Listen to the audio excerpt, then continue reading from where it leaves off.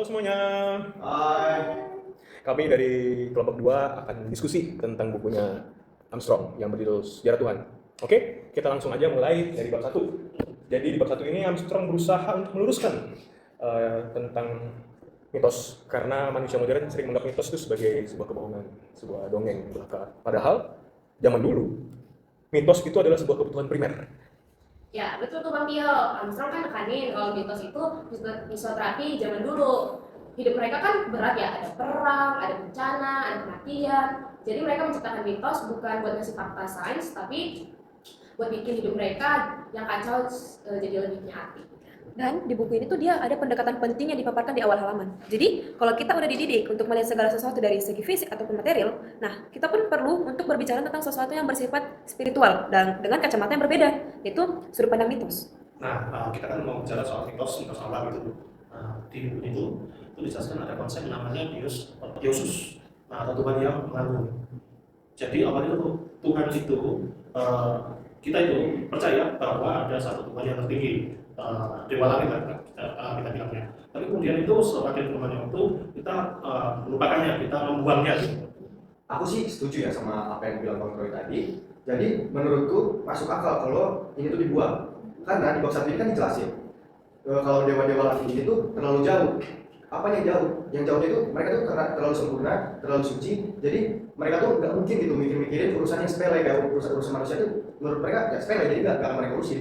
Jadi buat apa kita nyembah Tuhan yang nggak mau ngurusin kita, Tuhan yang jauh sama kita. Bahkan yang sakit gigi pun mereka nggak ngurusin. Tapi kalau menurutku hal itu sedih loh kan, karena Tuhan itu kan terlalu mulia gitu kan. Terus dia tuh kayak tak terjangkau. Nah makanya manusia saat itu tuh lebih ingin mencari dewa-dewa yang mungkin lebih terjangkau mungkin ya, atau lebih bisa dibilang lebih menarik. Jadi seperti hubungan transaksional gitu. Nah, pemikiran yang disampaikan sama Rere ini merupakan salah satu teori dari lahirnya politeisme. Jadi politeisme di sini tuh bukan sebagai sebuah kemunduran, tetapi sebagai solusi pragmatis manusia zaman dulu. Masuk ke dunia kuno Timur Tengah, di bab 1 ini Armstrong ada nyebut Enuma Elish. Nah, Enuma Elish itu mitos penciptaan Babilonia. Jadi, di situ tuh ada dewa-dewa kayak Marduk yang saling berantem terus. Nah, ini tuh menurut kita kan pasti kayak beda banget sama konsep Tuhan yang tenang. Yang kita kenal tuh Tuhan tuh tenang, nggak berantem-berantem gitu. Nah kan, karena dewanya berantem, manusia jadi punya alasan buat perang. Sebenarnya budaya banget kan. Tapi terus muncul kaum Israel dengan terobosan-terobosan baru. Nah, itu tuh namanya Abraham sama Musa. Tapi Mas Tio, teman-teman semuanya, ingat kan kalau di buku itu bilang kalau Abraham itu awalnya menyembah Tuhan yang dia sebut adalah El Shaddai. Armstrong bilang El itu adalah dewa tertinggi Kanaan. Jadi Kanaan sudah ada dewa, tapi dewa tertingginya adalah si El ini. Jadi awalnya Abraham itu sangat mirip sama orang-orang pagan, orang-orang yang menyembah dewa itu di sekitarnya situ. Jadi menyembah yang namanya El. Ya, benar-benar. Di sini mungkin poinnya dari Armstrong itu adalah tentang evolusinya. Karena waktu kisah di Mamre itu menjadi sebuah momen kunci saat waktu itu Abraham sedang menjamu 3 orang asing. Nah di sana Armstrong bilang momen itu adalah di mana momen Tuhan hadir di setiap kehidupan manusia. Jadi nggak cuma sebatas di dalam kuil-kuil, khususnya kuil-kuil yang seram-seram gitu. Nah, itu juga bagian yang paling aku suka banget karena Tuhan tuh di situ terasa dekat gitu, terasa akrab. Beda banget sama pas zamannya Nabi Musa di Gunung Sinai. Nah, di situ Tuhan atau biasanya yang disebut Yahweh muncul dengan api dan asap. Itu kayak serem banget gitu sih.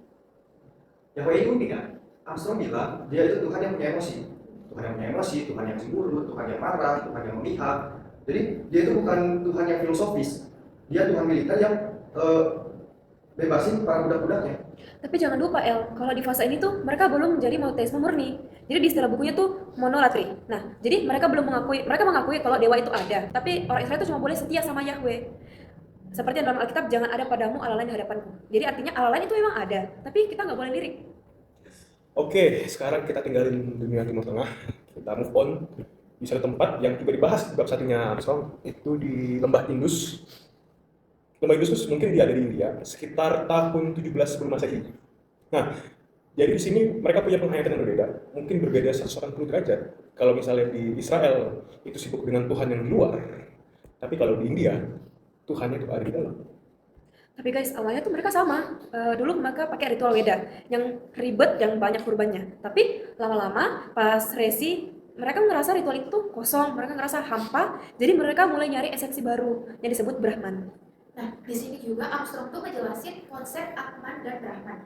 Ini tuh kayak revolusioner banget gitu loh. Mereka tuh kayak nemuin kalau Tuhan atau Brahman dan diri sejati atau Atman itu di dalam satu. Nah, that's the famasi. Jadi lo nggak perlu teriak-teriak kayak ke langit gitu. Lo cukup menyelam ke dalam hati lo sendiri. Beda banget ya sama Adonai. Kita nggak bisa bilang Yahweh ya, jangan pakai tim Allah. Jadi beda banget sama Adonai yang misahin diri dari ciptaannya. Dia itu ilahnya mereka itu merasa lebur kan gitu sama umatnya gitu. Nah, terus aku sekarang mau nanya nih, menurut kalian bagaimana dengan Buddha? Di buku ini dibilang Buddha tuh nggak peduli kan sama ilmu teologi. Nah, itu karena Buddha itu pragmatis.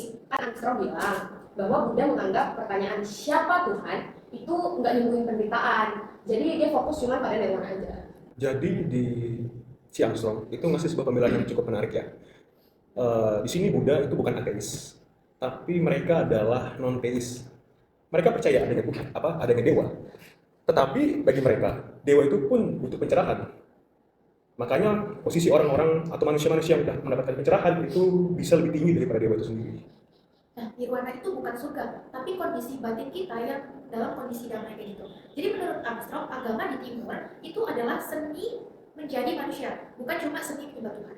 Oke guys, sekarang kita bahas topik yang terakhir. Kita sekarang pindah ke Yunani, tempat lahirnya Logos. Dan mungkin teman-teman di sini udah tahu ya Logos, udah familiar dengan kata Logos. Jadi di Yunani saat itu ada filsuf-filsuf yang terkenal seperti Aristoteles dan Plato. Nah, di sini mereka berdua berusaha untuk nerapin konsep ketuhanan yang dimana saat itu di Yunani saat itu tuh banyak banget mitos-mitos yang beredar, yang mungkin bahkan cukup berantakan ya. Nah, akhirnya masuk ayat kan. Coba sih pinjam bukunya. Tadi teman-teman di buku Karen Armstrong ini di babnya yang pertama, Armstrong tuh bilang filsuf Yunani itu banyak muak sama dewa-dewa yang amoral, dewa-dewa amoral. Plato bilang Tuhan itu harus the good tuh kebaikannya sempurna. Tapi Aristoteles yang paling ekstrem dengan art mover. Penggerak yang tak digerakkan. Iya, tapi menurut buku ini Tuhannya Aristoteles itu Tuhan yang penyebab alam semesta gitu. Tapi dia sama sekali nggak peduli sama kita manusia ini. Dia tuh nggak peduli sama kita. Dia cuma mikirin dirinya sendiri. Kenapa gitu? Ngomong amat. Gimana ya? Bukannya sombong, tapi logis nggak sih? Kalau misalnya Tuhan yang mikirin manusia yang penuh cacat, penuh dosa ini, berarti objek pikiran Tuhan itu cacat dong. Kalau misalnya dia bikin kita yang penuh dosa dan cacat ini, itu nurunin derajat Tuhan dong, kalau kayak gitu. Jadi Tuhan Aristoteles itu dingin, dia tuh cool gitu pribadinya. Jadi dia tuh intelektualnya murni. Tapi jujur ya, kalau menurut aku itu Tuhan yang paling kesepian gitu kan sih. Soalnya kayak nggak ada hubungan emosional sama sekali. Armstrong juga bilang kan, kayak dia tuh pernah bilang Tuhan itu cuma bisa dideketin pakai otak, bukan pakai doa aja. Ya, jadi bayangin nih di bab selanjutnya di buku itu, kamu berada terusan gimana caranya Tuhan Aristoteles yang dingin, terus kemudian dikawinin sama konsepnya Adonai, Dewa yang meledak-ledak, pasti chaos banget. Gila. Pembahasan kita bab 1 itu gila banget. Benar-benar padat apa yang ada di bab 1. Karena kita bisa melihat Tuhan yang dibuang, kita melihat Tuhan yang berperang, kita juga melihat Tuhan yang ada di dalam diri, bahkan Tuhan yang ada cuma berupa dalam rumus logika. Tuh kan, semuanya tuh nunjukin kalau manusia itu emang kreatif. Manusia itu selalu membentuk Tuhan sesuai kebutuhan zaman manusia. Nah, aku sambungin. Jadi kalau misal kita butuh rasa aman, ya udah kita bikin mitos. Tapi kalau kita butuhnya logika, kita bikin filsafat. Tapi ternyata intinya itu cuma satu. Kita tuh manusia yang nggak bisa hidup sendirian, kayak nggak betah gitu hidup sendirian, ya nggak? Setuju nggak? Benar-benar. Nah makanya kita tuh butuh sandaran. Sandaran yang logis atau emosional tuh pilihan kan. Cakep. Oke guys, diskusi yang sangat luar biasa banget untuk kita pada hari ini. Dan ini cuma sebuah permulaan dari bab 1 dari bukunya Armstrong. Mungkin di bab selanjutnya akan jauh lebih wow lagi.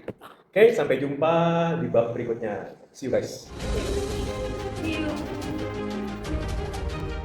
Jika kita merenungkan bab 1 dari buku Sejarah Tuhan karya Karen Armstrong, kita akan menemukan satu pola yang jelas. Manusia memulai sejarahnya dengan memuja Tuhan langit yang jauh.